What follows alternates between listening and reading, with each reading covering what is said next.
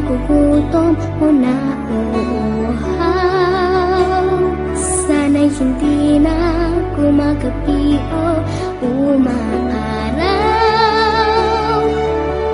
Sana'y walang tag-init, sana'y walang taglamig, sana'y pag-ibig na lang ang isipin ng bawat isa sa mundo.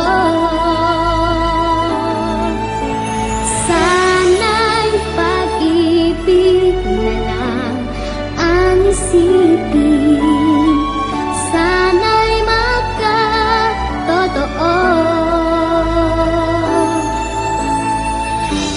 Sana'y laging magbigayan, sana'y laging magmahalan.